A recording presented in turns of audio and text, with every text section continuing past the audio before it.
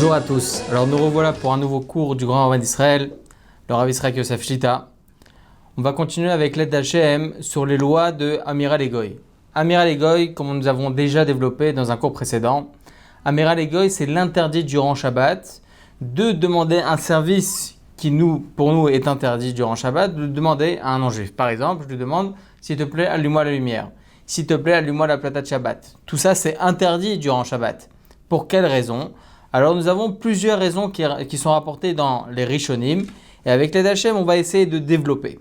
On avait déjà développé à ce sujet, est-ce que cet interdit-là de demander à un non-juif, plus communément appelé Amiral Egoy, c'est interdit de la Torah ou bien des Rabbanan ?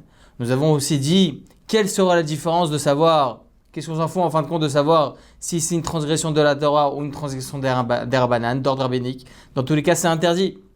Eh bien, il faut savoir que nous avons aussi rapporté cela que la différence entre si ça avait été une transgression de la Torah ou bien des Rabbanan, c'est en ce qui concerne le principe de Jvout des Jvout. Pour rappel, Jvout des Jvout, c'est quoi ? C'est lorsque nous avons face à nous deux interdits des Rabbanan, deux interdits d'ordre rabbinique. Alors, il faut savoir que c'est permis. Je donne un exemple. Nous avons déjà donné cet exemple aussi dans un cours précédent. C'est que si, par exemple, dans ma poche, j'ai un mouchoir, je me trouve dans un endroit où il y a un hérouve, ou bien je ne savais pas qu'il y avait quelque chose dans ma poche, je suis dans un endroit où il n'y a pas de hérouve, je vois dans ma poche comme ça, je sors et je vois qu'en réalité c'est un billet, il vient de tomber par terre. Un billet de 100 €, c'est assez cher. Donc si maintenant ce billet-là il tombe par terre, j'ai pas le droit de le ramasser, c'est mouxé. On sait très bien que l'interdit de mouxé c'est des rabbanan, c'est d'ordre rabbinique. Est-ce que j'ai le droit de demander à un non-juif de ramasser cet argent-là, de le rapporter chez lui et ensuite je reviendrai le chercher à la fin de Shabbat ou pas? Alors, c'est ce qu'on appelle Jvout des Jvout. Si l'interdit de demander à un non-juif de faire pour nous une transgression durant Shabbat, ici on parle de mouxé, je vais lui demander de ramasser mon mouxé. Pour moi, c'est interdit de ramasser le mouxé. Pour lui, c'est permis, il n'y a pas d'interdit. Mais est-ce que j'ai le droit de lui demander ? Non, ça serait interdit dans l'absolu. Mais là, nous avons deux interdits des Rabbanan. Nous avons l'interdit de demander à un non-juif et l'interdit de mouxé. C'est ce qu'on appelle Jvout. Le terme Jvout, ça vient nous définir un interdit de Shabbat des Rabbanan. Jvout, Amiral Egoy, donc demander à un non-juif, et mouxé Jvout. Jvout et Jvout, bimkom Efsed Gadol, en cas de grande perte, ou bien pour Misva, ou bien lorsque la personne est un petit peu malade, ou bien lorsqu'il y a une grande nécessité. Dans tous ces cas-là, c'est permis d'utiliser le principe de Jvout et Jvout. C'est pour cela que lorsque nous définissons l'interdit, la transgression de Amiral Egoy, demander à un non-juif de réaliser pour nous un interdit, lorsque l'on va définir cet interdit-là comme étant un interdit des Rabbanan, on va pouvoir mettre en œuvre le principe de Jvout des Jvout. Si, à contrario, il devrait s'agir d'un interdit de la Torah, par exemple, si cet interdit de demander aux non-juifs, il aurait été de la Torah, j'aurais jamais pu mettre en application le principe de Jvout et Jvout. Et donc, dans l'exemple que nous avons donné, nous n'aurions jamais pu lui demander à ce non-juif-là de ramasser mon mouxé. Donc voilà, nous avons compris maintenant la différence qu'il y aurait eu si ça avait été un interdit de la Torah. Alors nous avons tranché la halakha que l'interdit de Amiral Egoy, demander à un non-juif durant Shabbat de faire pour nous une transgression, c'est d'ordre rabbinique. Alors nous avions rapporté aussi que ça c'est dans notre Talmud. Dans le Talmud, dans plusieurs endroits dans le Talmud, dans le traité Hérouvin, etc. Dans plusieurs endroits, nous avons vu que l'interdit de Amiral Egoy, demander à un non-juif durant Shabbat, c'était un interdit des Rabbanan. Parce que la Gemara utilise le terme Jvout. A contrario, nous avons rapporté le Mechilta, qui lui apprend d'un verset. Le verset, il dit « Kol melacha lo ya'aseh bahem ». C'est rapporté dans le Sefer Shemot, dans le livre de Shemot. C'est rapporté là-bas le verset « Kol melacha lo ya'aseh bahem » pour nous enseigner « Tout travail, on ne fera pas ». Le Mechilta nous apprend pourquoi la Torah utilise le terme « yéaseh », fera, tu ne feras pas. Pourquoi on utilise ce terme-là, yéaseh ? Normalement, on dit lotaaseh, tu ne feras pas. Pourquoi yéaseh ? Le Mechilta vient nous apprendre, ni toi tu feras, ni ton ami ne fera, ni tu demanderas à un non-juif de faire pour toi. Alors, selon certains, entre autres le Smag, le Sefer Mitzvot Gedolot, nous apprend que de ce Mechilta, nous pouvons apprendre, étant donné que le Mechilta vient enseigner d'un verset explicite dans la Torah, ça vient nous enseigner, selon le Mechilta, qu'il s'agit ici d'un interdit de la Torah. Demander à un non-juif pendant Shabbat de faire pour nous une transgression, c'est un interdit de la Torah selon le Mechilta. Donc nous avons notre Talmud à nous, le Talmud Bavli, qui vient nous dire que c'est un interdit des Rabbanan, alors que selon le Mechilta, il s'agit d'un interdit de la Torah. Le Sefer Mitzvot Gedolot, le Ramban, le Sefer Yereim, le Or Zarua, eux et Rabbi Eliezer Mimitz, tout cela, ils rapportent l'avis du Mechilta. Mais seulement deux pensent que le Mechilta pense qu'il s'agit d'un interdit de la Torah. Le Sefer Mitzvot Gedolot, comme on a dit ici, le Smag, et Rabbi Eliezer Mimitz, lui il pense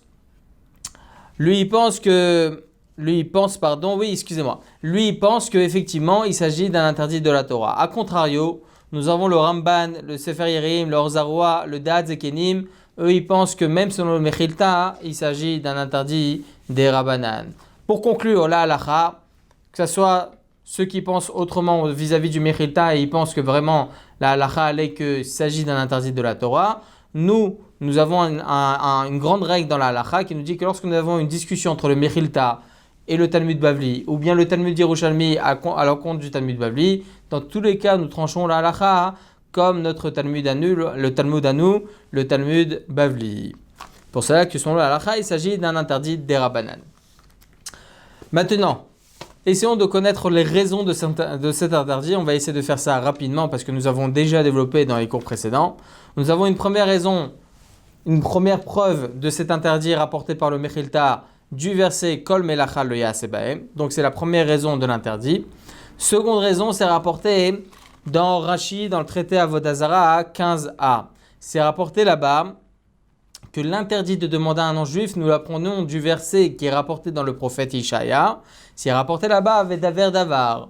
Vedaver Davar. C'est-à-dire que de même que ton travail en général durant Shabbat doit être différent que celui de la semaine, évidemment, on n'a pas le droit de travailler le Shabbat. La semaine on travaille, le Shabbat on ne travaille pas. De même que lorsque tu marches durant Shabbat, ta démarche ne doit pas être similaire à celle de la semaine. La même chose par rapport à ta parole, tes mots ne doivent pas être similaires à ceux de la semaine. C'est-à-dire que toute chose qui est interdite de faire pendant Shabbat, c'est interdit aussi de les dire, d'en parler. Par exemple, je n'ai pas le droit de dire pendant Shabbat, je vais voyager en France la semaine prochaine. C'est interdit parce que le mot voyager définit le fait que ou bien je dois prendre ma voiture, ou bien je dois prendre l'avion. Ok, on ne peut pas faire ça autrement que de cette façon-là. A contrario, j'ai le droit de dire, je vais, par exemple, si j'habite à Jérusalem, je vais à Tel Aviv. Parce qu'il y aurait eu une possibilité dans l'absolu, théoriquement, d'aller à Tel Aviv d'une façon autorisée durant Shabbat, par exemple, avec un Eruv Troumin. Un Eruv Troumin, c'est-à-dire que je vais passer d'un endroit à un autre de façon autorisée. On sait très bien que durant Shabbat, c'est interdit de faire une démarche de plus de 960 mètres. Lorsque c'est à l'extérieur de la ville, il n'y a plus d'habitation. À partir du moment où il n'y a plus d'habitation, ça c'est une démarche qui est similaire à celle de la semaine. Ça m'est interdit durant Shabbat. Sauf si il y a un Eruv Troumin. C'est quoi un Eruv Troumin? On met du pain avec du vin par exemple. Après 960 mètres, on s'assoit là-bas. C'est comme si que l'on va manger là-bas. C'est comme si qu'il y avait une habitation là-bas. Donc si après 2000 mètres, après 2000 amot, c'est ce qu'on appelle 960 mètres, on met là-bas ce Eruv-là, ça serait permis d'aller, par exemple, on pourrait faire la même chose tous les 2000 amos, c'est-à-dire tous les 960 mètres, mettre un Eruv Troumin. Et donc, il y aurait une possibilité durant Shabbat, théoriquement, d'aller et de voyager à Tel Aviv à pied. Donc, cela, ce n'est pas interdit. Par exemple, voyager, on n'a aucune autre façon de voyager, par exemple, en France d'Israël, de voyager ou bien en voiture ou bien en avion. Alors, étant donné que il n'y a aucune possibilité de faire autrement, donc c'est interdit de dire cela pendant Shabbat. On referme la parenthèse. En tout cas, notre parole ne doit pas être similaire à celle de la semaine. C'est pour ça qu'on n'a pas le droit de dire des choses qui sont interdites de faire durant Shabbat. De là, nous apprenons de ce Rashi qu'il est interdit de demander à un non-juif de faire pour nous une melacha. Parce que demander à un non-juif de faire pour nous un travail, ces mots-là sont interdits. Ils sont similaires à celles de la semaine. Je n'ai pas le droit de dire des choses qui sont interdites. Allume-moi la lumière, allumer, c'est un interdit de la Torah. Donc, c'est pour cela que de ce verset-là, Vedaver Davar, c'est un verset qu'on apprend des prophètes. Nous apprenons donc la raison de l'interdit de demander à un non-juif durant Shabbat. Donc voilà, nous avons la première raison rapportée dans Rashi dans le traité Avodah Zarah. Nous avons un autre Rashi dans le traité Shabbat 153a. Et il dit là-bas, nous apprenons du verset Tarimu Gamatem. C'est quoi Tarimu Gamatem? La Gemara dans le traité Shabbat nous apprend les rabot shluchachem. Maatem beneberit, af sheluchachem beneberit. Comme c'est rapporté dans le traité Gidushin 41b. Expliquons. Il faut savoir que on n'a aucune possibilité de pouvoir, Chazé Shalom pas nous, mais un homme n'a pas le droit de divorcer une femme avec un intermédiaire qui est un non-juif. La personne, j'espère pas, Chazé Shalom, mais en tout cas, un homme n'a pas le droit de donner une instance de divorce à un intermédiaire qui est non-juif. Si c'est un intermédiaire juif, il peut lui dire, voilà, rapporte ce guet-là à ma femme pour la divorcer. Ça, c'est autorisé, étant donné que c'est un bnei c'est un juif, donc j'ai le droit de faire ce qui m'est mon devoir à moi, j'ai le droit de le donner à un intermédiaire. C'est ce qu'on appelle shlocho shel adam kemoto. C'est-à-dire que c'est comme ma main. L'intermédiaire qui va faire pour moi quelque chose, c'est comme si c'était ma main qui l'a fait. Shlocho shel adam kemoto. L'envoyé d'une personne est similaire à soi-même. Il a fait mieux. Donc, à partir du moment où il s'agit d'un juif, l'intermédiaire juif, on peut considérer son intermédiaire, on peut considérer sa shlichut, son envoyé. Alors que si c'est un non-juif, on ne considérera pas le fait qu'il soit intermédiaire. C'est pour cela qu'un non-juif, il n'a pas le droit d'être intermédiaire pour un instance de divorce, pour remettre un instance de divorce à une femme. Ou bien remettre, comme il y avait à l'époque, remettre au contraire un mariage. C'est-à-dire que cet homme-là ne peut pas prendre une ketouba et de donner à une femme juive par la shlichut, par la demande d'un autre juif. Il ne peut pas lui demander ça. Étant donné que ce n'était pas un ben bérit, ce n'est pas un juif, il ne peut pas être considéré comme étant intermédiaire. De même, on sait très bien qu'on doit prélever des fruits et des légumes 10%, le maaser, trumot maasrot, etc. C'est pas le moment de développer, mais en tout cas, ce prélèvement, il est obligatoire. On n'a pas le droit de demander à un non-juif de faire pour nous le prélèvement. On a le droit de demander à un juif de faire pour nous le prélèvement, comme on a dit chez le la dame Komoto, c'est-à-dire que l'intermédiaire va être comme moi, c'est comme si c'était moi qui va faire la trouma. Et on doit nous-mêmes faire la trouma, comme il y a écrit Tarimu Gamatem. Vous devez faire la trouma. Donc, à partir du moment où ça doit être moi, ça doit être de ma main. Est-ce que j'ai le droit de demander à un intermédiaire? Oui. Tant que c'est un juif, c'est comme si c'était ta main à toi. C'est comme si ta main, elle faisait 50 000 km. C'était pour donner la raison de la chose. Mais en tout cas, Rashi nous apprend que quoi? Il nous apprend, il faut savoir, c'est vrai qu'il n'y a pas de possibilité de considérer un intermédiaire non juif. Quand bien même, lorsqu'il s'agit de quelque chose de grave et d'important, on pourra considérer, pour être plus mahmir, pour être plus strict, on pourra considérer le fait qu'il soit intermédiaire. De là, nous apprenons de Rashi que demander à un non-juif de faire pour nous un travail durant Shabbat, est-ce considéré comme étant un intermédiaire? Est-ce considéré ma main? Rashi nous dit que oui. Parce que Chaz Shalom, Shabbat, c'est très grave. Transgresser Shabbat, c'est très grave. Alors là, on considérera le fait qu'il l'a envoyé. On considérera cet intermédiaire-là, ce non-juif-là, qu'il a fait pour nous un travail. C'est comme si c'était ma main. Shlucho shel adam kimodo, on a dit. Donc pourquoi aurait-on le droit de demander à un non-juif, Chaz Shalom? C'est comme si c'était moi-même qui avait fait cette melacha. Donc ça, c'est la troisième raison qui est rapportée dans Rashi, dont on apprend l'interdit de demander à un non-juif. Quatrième raison rapportée par le Rambam dans les lois de Shabbat, chapitre 6, halakha 1, c'est rapporté là-bas. Asur lomar legoy la asot lanu melacha beshabbat, afalpi she'eno metzuve ala Shabbat, ve'afalpi she'amar lo mikodem ha-Shabbat, ve'afalpi she'eno tzarich laota melacha ela lacha ha-Shabbat, ve'davar ze asur midivre sofrim, kedei shelo tiye Shabbat kala be'enehem ve'avu la'asot le'asmam. Là, je vous ai rapporté le Rambam en entier, ce qui nous dit Maïmonide. Il nous dit quelque chose de très intéressant, le Rambam. Il ne rapporte pas les raisons qu'il s'est rapportées dans Rashi, ni par le Mechilta. Lui, il dit, c'est interdit de demander à un non-juif de faire un travail pour nous, que ce soit la veille de Shabbat, de lui demander la veille de Shabbat, viens pendant Shabbat, ou bien pendant Shabbat, lui dire, viens Motzei Shabbat pour moi de faire une melacha. Même si je lui demande la veille de Shabbat, qu'il fasse une melacha pour nous pendant Shabbat, c'est aussi interdit. Tout ça, c'est interdit. Même si je ne lui demande pas pendant Shabbat.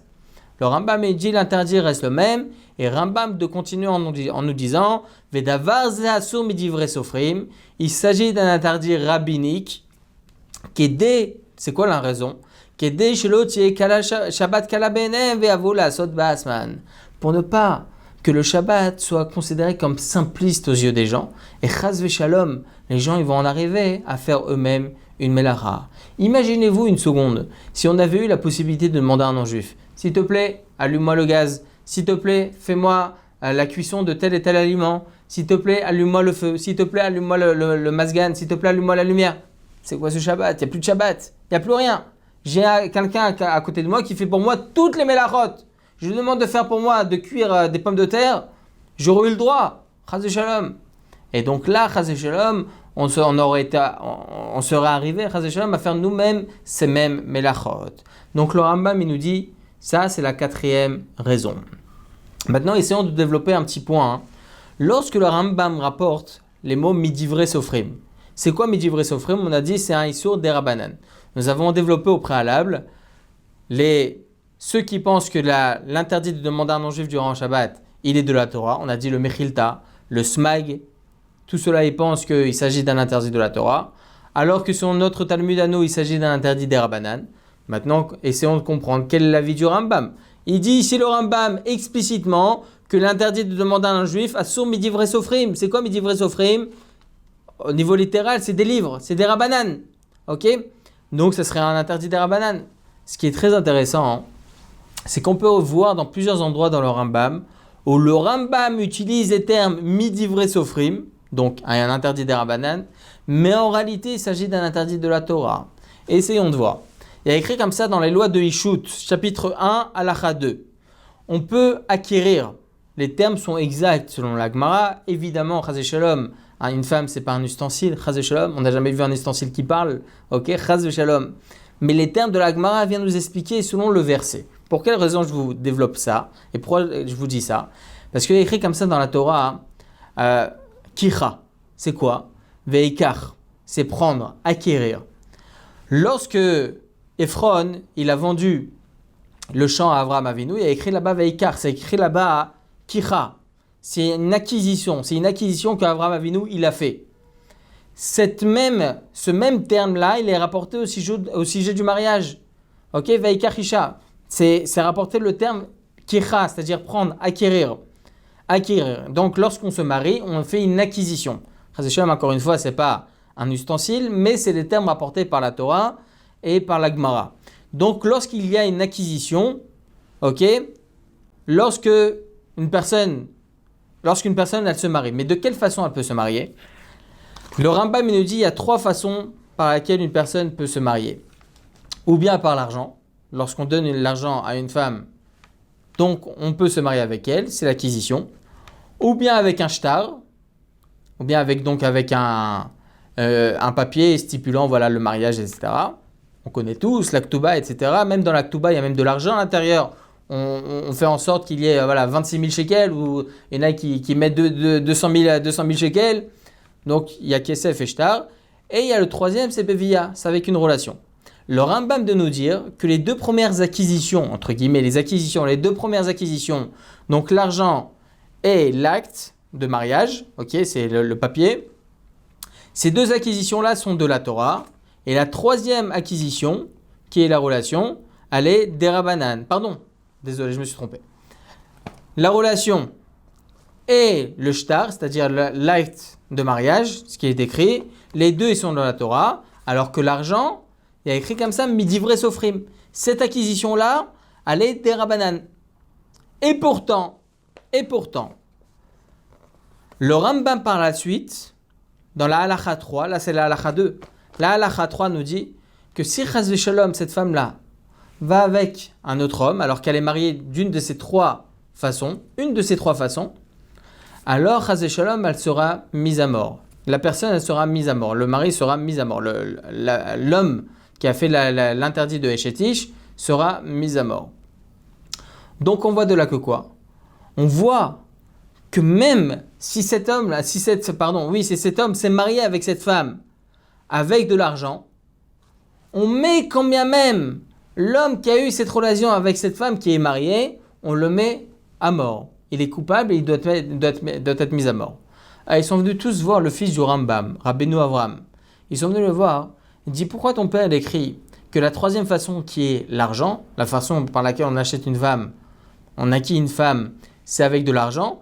Pourquoi il nous dit que c'est des rabanan? Alors que si cet homme-là, il s'est marié avec cette femme avec de l'argent, et que, chas v'shalom, après, il y a eu l'interdit d'adultère, alors c'est l'homme qui a fait l'adultère, on le mettra à mort. D'où on a vu qu'une personne qui transgresse un interdit d'Erabanan, entre guillemets un interdit d'Erabanan, doit être mise à mort par le Beddin. D'où on a vu ça. Alors le fils de Rambam, il est parti voir son père, il a dit, papa, regarde, c'est vrai ce qu'ils ont dit. Il a dit, alors très bien, alors change et dis que les trois ils sont de la Torah. Le Kesef Mishneh sur place, il nous dit, il n'y a pas besoin de dire que les trois sont de la Torah. Effectivement, l'argent peut être considéré aussi comme midivre sofrim. Mais en réalité, nous avons une grande généralité dans la Torah, une grande généralité dans la Halacha. On le lit tous les matins, les 13 attributs d'apprentissage et d'enseignement dans la Halacha. Bebinyanav, etc. On le dit ça après les korbanot, on dit les 13 attributs. Shlosh et Samidot. Les 13 attributs d'enseignement d'une Halacha selon les versets qui sont rapportés dans la Torah. Étant donné que le verset qui est rapporté dans la Torah, et nous apprenons de ce verset-là, c'est Kicha, c'est l'acquisition. Donc même si on devrait considérer effectivement le terme midivre sofrim comme étant des rabanan, effectivement c'est midé rabanan. Mais en réalité, l'acquisition par elle-même, en fin de compte, elle est devenue échetish l'école d'avar, c'est-à-dire qu'elle est considérée comme étant une femme mariée. Donc cet homme-là sera mis à mort s'il fait échetish. Et donc, on peut voir certaines fois que le Rambam rapporte le terme midivre sofrim, donc des rabanan, même si en fin de compte l'interdit il est de la Torah. Alors comment on va dire chez nous? Est-ce qu'on va dire que selon le Rambam, lorsqu'il nous dit au sujet de Amiral Egoy, demander à un non-juif, est-ce qu'il lui va penser qu'en réalité il s'agit d'un interdit de la Torah? Ou bien non? Ou bien il dira, comme à son habitude en général, qu'il s'agira d'un interdit des rabanan. Alors il faut savoir que le Rambam, et c'est comme ça qu'on va conclure la vie du Rambam, le Rambam lui-même dans le chapitre 6, halakha 9 et 10, il rapporte les termes explicites là-bas. Je vous lis les termes. Davar she'eno melacha ve'asur la'asoto beShabbat ela mishum shvut, mutar leIsraël omar legoy la'asoto beShabbat, ve'hu she'yeh sham ksat choli, o yeh tzarich ladavar tzorech harbe, o mipnei mizvah. Rappelons-nous ce que nous avons dit au préalable. Au début du cours, nous avons dit qu'on pourra utiliser le principe de jvout des jvout, c'est-à-dire que lorsqu'il y a deux interdits des rabanan, on pourra l'utiliser. Donc, on avait dit que si on considérait Amiral Egoy, demander à un non-juif pendant Shabbat étant un interdit des rabanan, alors il aura le droit par exemple de ramasser pour nous un mouxé. Parce que là, il y a jvout des jvout, deux des rabanan. Lorsqu'il y a une grande perte, lorsque la personne est un petit peu malade, lorsque c'est pour une misva, lorsque vraiment il y a une grande nécessité, dans tous ces cas-là, seulement ces cas-là, attention, c'est aussi important de préciser, on aura le droit d'utiliser le principe de jvout des jvout. Ici, qu'est-ce qu'il nous dit le Rambam? Je vous relis en français. Quelque chose qui n'est pas une melacha en soi, quelque chose qui n'est pas un travail interdit de la Torah, mais seulement mishum jvout, seulement un interdit des rabanan, mutar l'Israël omar legoy la'asoto beShabbat. Ça sera permis à un juif de demander à un non-juif de faire cette même melacha-là, ce même travail qui est interdit des rabanan, de le faire pendant Shabbat. Pourquoi il nous dit ça le Rambam? Pour justement utiliser le principe de jvout des jvout. Donc on voit d'ici que le Rambam pense explicitement que l'interdit de demander à un non-juif est des rabanan, en utilisant justement le terme jvout, en utilisant le principe de jvout des jvout. Et c'est pour ça qu'il nous dit après, on pourra utiliser sur le principe uniquement ve'hu she'yeh sham miksat choli, seulement si la personne est un petit peu malade, ou yeh tzarich ladavar tzorech harbe, ou bien la personne a une grande nécessité, ou mipnei mizvah, ou bien pour une mizvah. Le Shulchan Aruch Siman 307 halakha 5, il copie les mots du Rambam. Donc on voit que même selon le Rambam, il s'agit d'un interdit des rabanan, et comme ça il tranche Maran à Shulchan Aruch. D'ailleurs, on peut voir du Shulchan Aruch dans plusieurs endroits qu'effectivement lui aussi il pense qu'il s'agit d'un interdit des rabanan. Dans Siman 307 halakha 5, il copie, donc comme on a dit ici, les paroles que nous venons de citer du Rambam, citant qu'on peut utiliser le principe de jvout des jvout. Donc il considère l'interdit de Amiral Egoy comme étant un jvout, comme étant un issur des rabanan. Il rapporte aussi dans Siman 307 halakha 22. Kol jvout des rabanan, écoutez bien, kol jvout des rabanan mutar ben hashmashot letzorech mizvah. Keigon lomar leino yedi la'adlit loner ben hashmashot. Comme ça, il écrit d'ailleurs aussi dans Siman 342 halakha 1. Ça veut dire quoi? Tout interdit qui est seulement, entre guillemets, qui est seulement des rabanan, ça sera permis de le réaliser ben hashmashot letzorech mizvah. de réaliser, de transgresser cet interdit des Rabbanan lorsque la chose allait pour une misva. Comme par exemple, il nous dit quoi? Le Shulchan Aruch, c'est pas pour rien que le Shulchan Aruch, il rapporte des exemples certaines fois. C'est bien justement pour définir la halakha et que ça soit explicite dans ces mots. Kegon, par exemple, l'omar leino yodi leadlik loner ben hashmashot. Donc, il dit que lorsqu'il y a un interdit des Rabbanan, c'est permis de le transgresser pour une misva durant le laps de temps de Ben Hashmashot. Juste entre parenthèses, c'est quoi Ben Hashmashot? Nous avions déjà développé ça dans un des cours précédents, je me souviens plus lequel. Nous avons dit que si le vendredi, il faut savoir, le vendredi lorsqu'arrive le coucher du soleil, interdit de faire aucune melacha, évidemment. Et pourtant, c'est pas la sortie des étoiles. Pourquoi? Parce que entre le coucher du soleil et la sortie des étoiles, c'est ce qu'on appelle le laps de temps qui s'appelle Ben Hashmashot. C'est entre les soleils, entre guillemets. C'est quoi? C'est que Chachamim, ils n'ont pas défini, ils étaient dans le doute en ce qui concerne ce laps de temps-là. Est-ce qu'on le considère comme étant le jour, donc c'est encore vendredi, c'est pas encore Shabbat, ou bien c'est déjà la nuit, et là c'est déjà Shabbat. Donc pendant ce laps de temps-là, Chachamim, nos sages uniquement, ont interdit de faire des melachot de la Torah. Tout ce qui est melacha des Rabbanan, il nous dit ici le Shulchan Aruch, s'il s'agit d'un interdit des Rabbanan, alors j'aurai le droit de transgresser cet interdit-là pendant Ben Hashmashot, donc vendredi après le coucher du soleil, jusqu'à la sortie des étoiles. Si c'est un interdit des Rabbanan, mais attention, chas v'shalom, uniquement les tzorech misva, si c'est vraiment pour une misva, réellement pour une misva. Comme par exemple, et là l'exemple du Shulchan Aruch il est important, demander à un juif d'allumer pour nous une bougie. On a oublié d'allumer les bougies de Shabbat par exemple. Et comment on va avoir Oneg Shabbat? On sait très bien qu'on fait l'allumage des bougies. C'est aussi une misva, c'est une misva à part entière. Mais la misva d'allumer les bougies avec de Shabbat, c'est pour Oneg Shabbat, c'est pour qu'on puisse manger à la lueur d'une bougie. C'est pour Gvot Shabbat, c'est en l'honneur de Shabbat. C'est pour Shlom Bait, c'est pour qu'il n'y ait pas de Chas v'Shalom problème de couple. Imaginez-vous Chas v'Shalom avant, il n'y avait pas d'électricité et c'était la pénombre. Donc comment il pouvait y avoir une ambiance de Shabbat? Donc la misva de Oneg Shabbat, elle aurait été complètement annulée. C'est pour cela que là, on a le droit de demander à un non-juif d'allumer une bougie pendant le laps de temps de Ben Hashmashot. Allumer, c'est un interdit de la Torah. Et pourtant, j'ai le droit de demander à un non-juif. Pourquoi le Shulchan Aruch dit à un non-juif? Parce qu'il considère ça comme étant Jvut des Rabbanan. C'est ce qu'il dit au début, j'ai le droit de transgresser un interdit des Rabbanan pendant Ben Hashmashot, c'est pour une misva. Donc, c'est ce qu'il nous dit, j'ai le droit donc de demander à un non-juif de transgresser pour moi, même un interdit de la Torah, étant donné que c'est pour une misva. D'ailleurs, c'est important de préciser maintenant, entre parenthèses, c'est important, c'est très important cette parenthèse, on va dire c'est une parenthèse carrée, ok, c'est un encadré. Lorsqu'on parle de la Adlakat Nerot Shabbat, il faut savoir que la misva, elle existe encore aujourd'hui. Évidemment, même si elle a l'électricité encore aujourd'hui, la misva existe et demeure. Parce que lorsque Chachamim, il définit une halakha, lorsqu'il rapporte une gzera, lorsqu'il tranche qu'il faut faire une misva, alors cette gzera-là, bimkoma lozaza, c'est-à-dire que une takana, c'est-à-dire un enseignement de Rabbanan ne s'annule jamais. Donc lorsque Chachamim nous ont institué cela, même si aujourd'hui nous avons l'électricité, et donc on n'utilise pas réellement par les bougies de Shabbat, quand bien même la misva doit être gardée, chas v'shalom, il ne faut pas s'en défaire, chas v'shalom. C'est une misva et il ne faut pas chas v'shalom s'en défaire. Il faut savoir que le Rama, lui, il dit, pas comme ça nous tenons la halakha au jour d'aujourd'hui, je vais expliquer pourquoi. Le Rama, il nous dit que si une femme a oublié d'allumer un Shabbat, alors les semaines précédentes jusqu'à la fin de sa vie, elle devra rajouter encore une bougie supplémentaire. Il faut savoir qu'au jour d'aujourd'hui, c'est pas très courant. Pour quelle raison? Parce que c'était comme une amende que rapporte le Rama. Pourquoi? Parce qu'en fin de compte, au jour d'aujourd'hui, nous avons l'électricité. Et l'électricité peut être, oui, considérée comme étant l'allumage. Bediavad, bien entendu, a posteriori, si vraiment une personne n'a pas eu aucune possibilité d'allumer, plus aucune possibilité, alors Bediavad, on pourra considérer cela comme la Hadlaka. Et donc, on n'aura pas annulé la misva ni de Oneg Shabbat ni rien, parce que là, nous avons l'électricité. Si une personne elle se trouve à l'hôtel, elle n'a aucune possibilité d'allumer, il faut savoir qu'on ne peut pas allumer dans le standard ni à l'entrée de l'hôtel.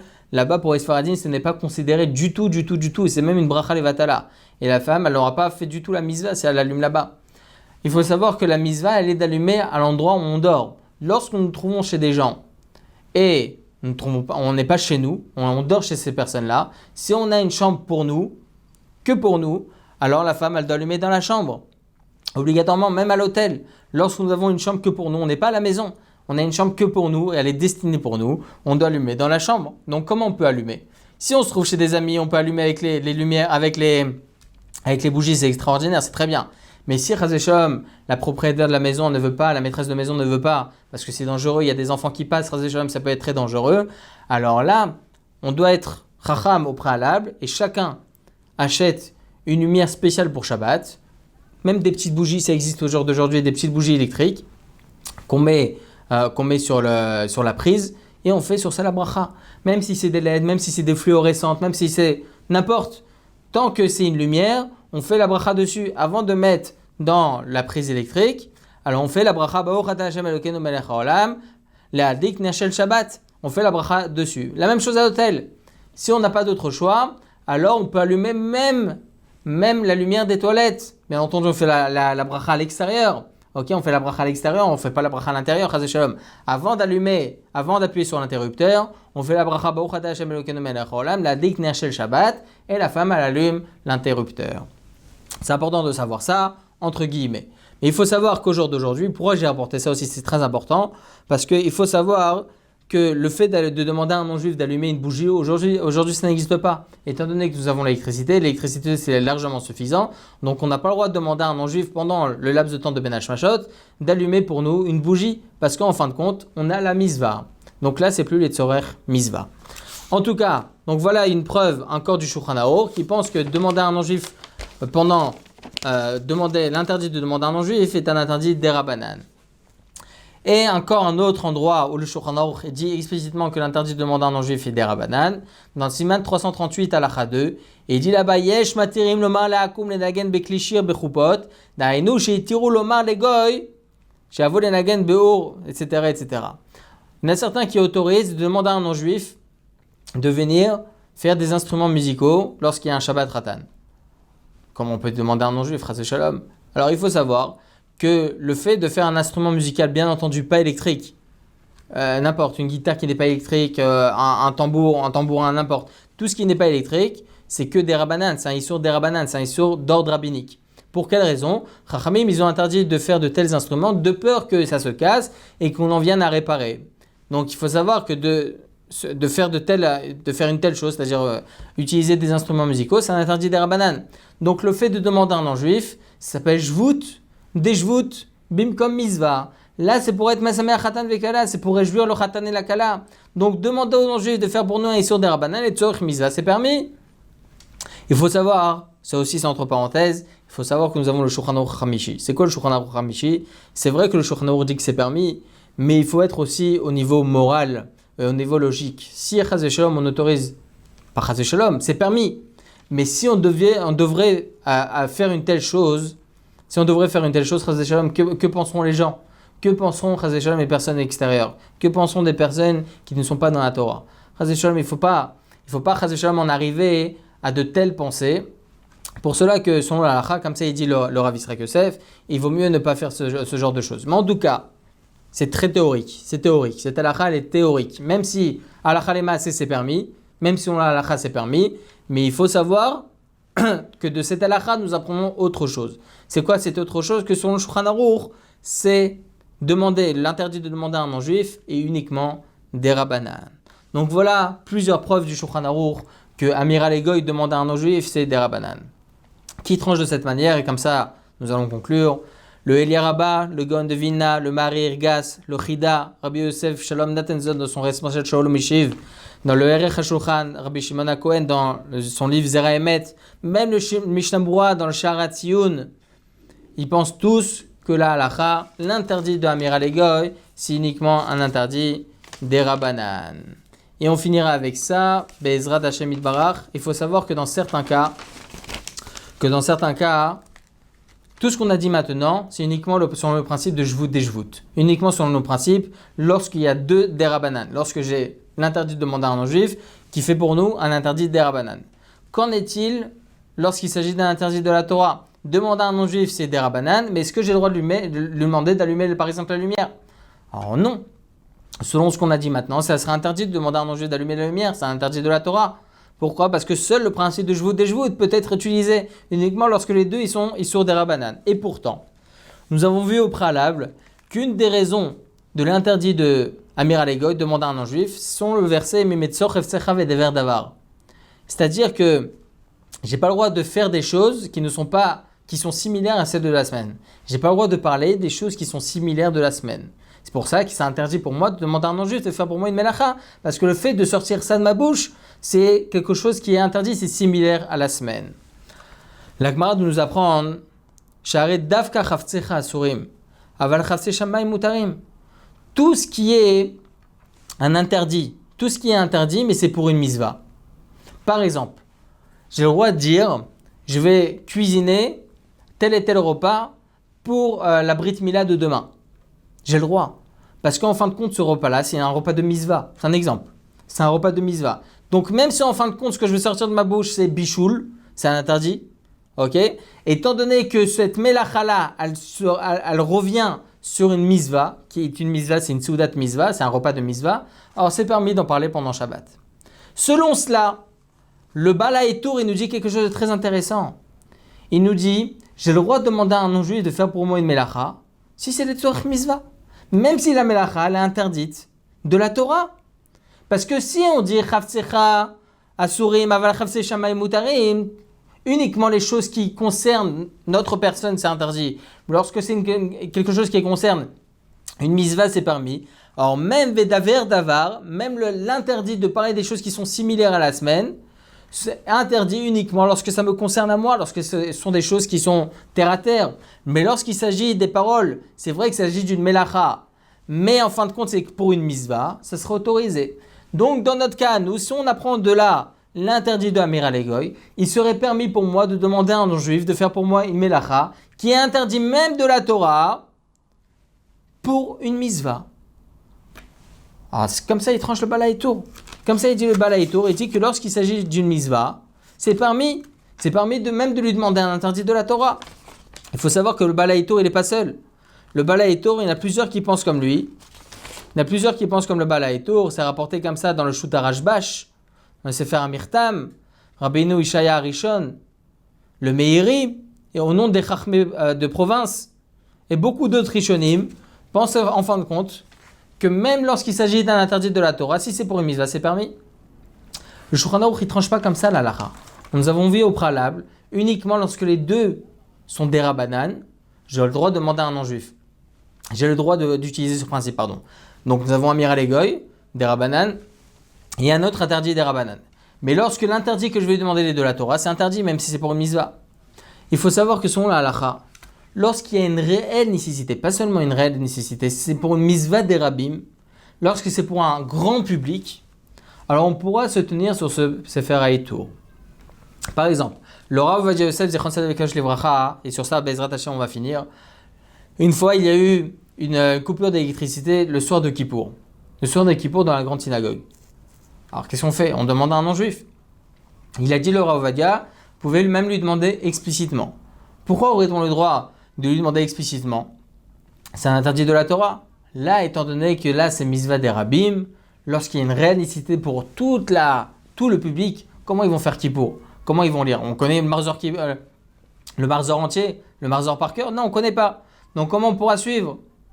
Pour ça qu'il a dit que les tzor misva des rabbim, c'est autorisé. Mais attention, bien évidemment, dans chaque cas, il a son halakha. Dans chaque cas, il faut demander à une autorité rabbinique. En tout cas, nous avons vu d'ici ô combien les choses elles sont dispersées. L'interdit de Amir Alegoy, il est très très important et très grave. Faire très attention à cela. Bien qu'il s'agisse d'un interdit des Rabbanan, il y en a certains qui pensent qu'il s'agit d'un interdit de la Torah. Et Baruch Hashem, nous avons tout développé maintenant. Nous avons Baruch Hashem tout mis en ordre et qu'Hashem puisse faire en sorte que nous puissions passer des très très bons Shabbats sans le devoir de demander à un non-juif Amen ve Amen. Les éditions Torah Box, c'est des dizaines et des dizaines de livres pour les petits comme les plus grands, sur tous les sujets de la vie juive et abordés de manière accessible à tous. Paracha, histoire pour les enfants, construction personnelle, couple, Shabbat, fête juive, biographie. Chaque mois, c'est 2 nouveaux livres édités, vendus au prix les moins chers du marché et livrés partout dans le monde. Il vous suffit de les commander sur le site Torah Box à tout moment, pour les offrir à votre communauté, à vos proches ou pour renforcer vos connaissances avant les fêtes. Les éditions Torah Box, des livres sur mesure pour vous.